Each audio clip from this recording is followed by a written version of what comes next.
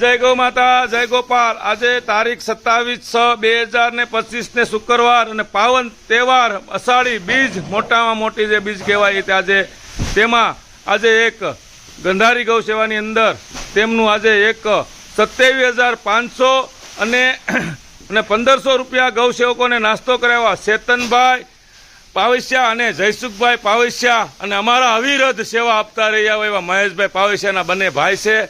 આવું કાર્ય કાયમ આવું મોટો આ પરિવાર કરી રહ્યો છે। ગૌ માતા માટે બહુ મોટું કાર્ય છે, યોગદાન આપવું પણ મોટું કાર્ય છે। ભગવાન આવા પરિવાર ઉપર કાયમ એમની આશીર્વાદ અને દ્રષ્ટિ બનાવી રાખે, કૃપા દ્રષ્ટિ બનાવી રાખે, પુત્રવાન, ધનવાન અને નિરોગી રહે આ પરિવાર અને ખૂબ ખુશ રહે એવી આપણે ભગવાન દ્વારકાધીશ અને ગૌ માતાને પ્રાર્થના કરવી છે। એવું એણે પણ વિચાર્યું કે ગૌ સેવકો પણ સવારમાં ભૂખ્યા આવતા હોય, રોજ કોઈ ઘેરે ભાખરી ખાતા ન હોય, તેમના માટે એણે એક 1,500 રૂપિયાનો નાસ્તો આજે મગાવ્યો છે અને 27,500 લીલા સારામાં એને યોગદાન આપેલું છે। બોલો ગૌ માતાની જય।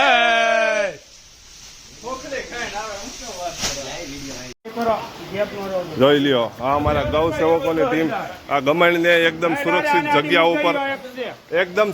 જગ્યા ઉપર નાખી દીધી, કારણ કે દાતાઓએ જોઈ લ્યો કાદવ અને કિચડમાંથી ગમાણું લઈ આવે છે મારા વાલા। આમ જોઈ લ્યો મારા વાલા, જોઈ લ્યો, વાહ ભાઈ વાહ।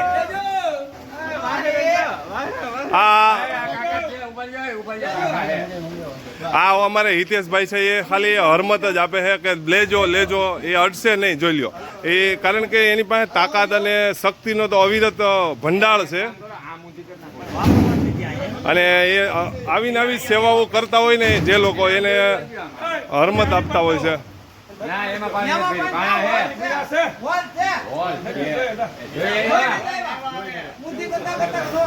જો મારા વાલા, આ ગૌ સેવકોનો સંવાદ જોવો તમે, કારણ કે અને એક વિશેષની વાત કહેવાની છે કે અમારા ગ્રુપના જે રાજેશભાઈ મારકણા, એ ઓલરેડી કાલાવડ રહી છે ને ત્યાંથી ઠેઠ અહીંયા ગૌ સેવામાં લાભ લેવા પધાર્યા છે। તો બોલો, આવા ગૌ સેવા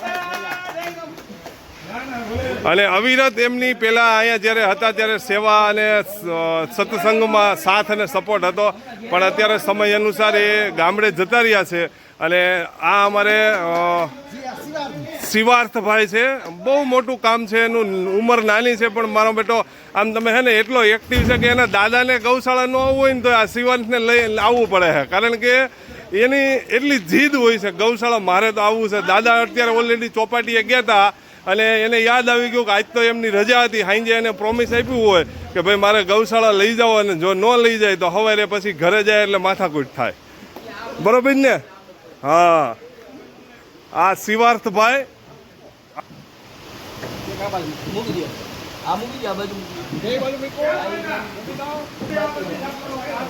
જોઈ લ્યો, કામ કરે ત્યારે દિલથી કરે, ન કરે એટલે તમે જો, અને અહીંયા અત્યારે જો પાણી ત્યાં ટચ નહીં થાય એટલા પથ્થર મેકી દીધા, ગમે ઊંચી રહે, કદાચ ગમે એટલું પાણી આવ્યું હોય ને તો એને તકલીફ ન પડવી જોઈએ।